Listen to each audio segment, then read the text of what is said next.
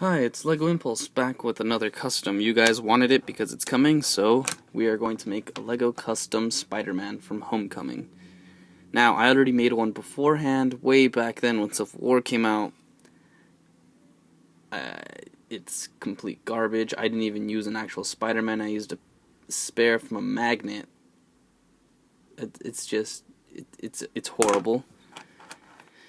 And then there's this other Spider-Man I have, and then there was a spare light blue one, a regular one, that I got from, well, the piece for here. So what we're going to need is an all blue body, red hands, and a red head.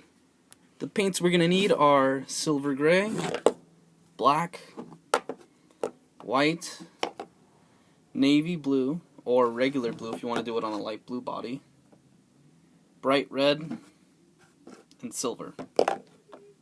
Other materials we're going to need are scissors, a rubber band, pen or Sharpie, toothpicks, 2 different sizes I use, a thumbtack, and a paintbrush.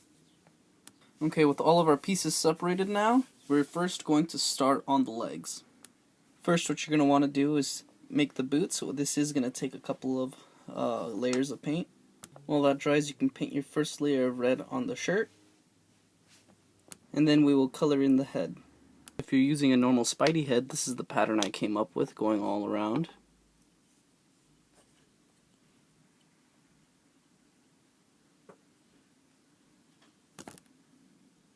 Before we color in the eyes, make a general outline of what you want to do with the white paint, and then color it in, and then color in the rest of the eyes black. So for Spider-Man's eyes, I've drawn in this and then painted white over it. We'll make the edges sharper by painting the rest in black, or I'm going to Sharpie it black right afterwards. So first we're going to let it dry. Okay, moving on to the hands, what we're going to do with the rubber band is that we're going to cut it and glue it so that we can make just these attachments to the hands to make them seem more like it's a suit, like it's I don't want to say onesie, but like an entire suit, because the gloves make it seem like they're sleeves, when in reality it's just one piece. So we're going to cut it, glue it, and then Sharpie it red, because rubber won't take the paint. Okay, so for this part, I just got the rubber band, and I glued it onto itself with some super glue. Then you just slide it on just like that on the hand peg is before you put it in. And then we're going to actually color it black. I said red earlier, but we're actually going to Sharpie it black. And once you're done, it should look a little bit something like this. I didn't paint it all the way just so that you could see all the little details, like right there, that pink's little stripe right there, that's where it's glued, so I want to let the glue fully dry first.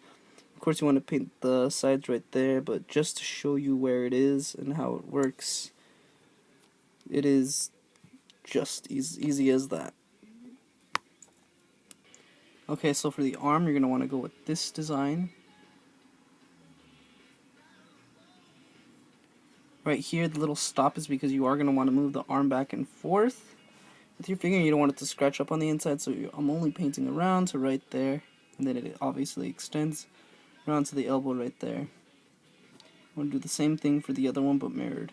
Okay, so for the torso and the legs, I am on my second to last coating of paint, but before we finish that, I am going to cut out 6 skinny rectangles of the rubber band for the belt that goes around it, for the cartridges for the spider webs. Okay, now the pouches, I was planning to do 6, but I only could fit 2 on each side, so I'm going to leave it like that, and then put a line through them, and maybe do some other details with them with the Sharpie. So while the head is dried, I want to show you what it looks like. This is what I got so far with it.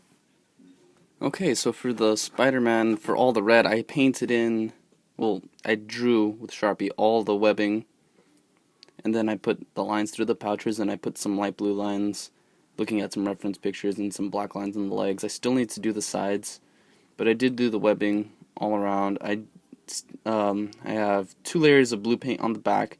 I still need to fully paint it, that way I can paint the design he has on the back, but overall, he's almost finished, and I gotta say, he looks pretty good so far, better than what I had before.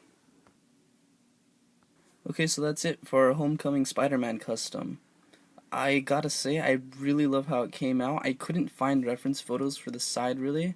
I really wanted to make some adjustments to there. I haven't painted that black yet, but I just wanted to quickly do this, and I couldn't find reference for the back of the legs that I could really put onto here, because they were mostly up here where the holes were.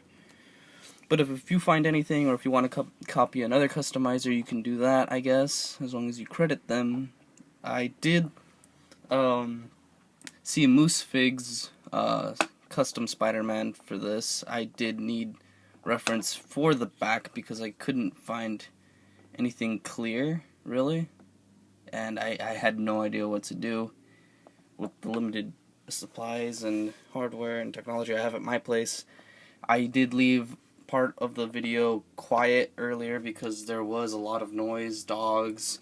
I live right next to an airport, neighbors and everything. It's not like I can go tell them to be quiet or anything in a rude way, but I hope you were able to keep up with it, and the rubber bands is something I hope all of you guys will start learning how to do, because it is a great thing to learn how to do, and I really like how the arms came out, especially the head on this figure.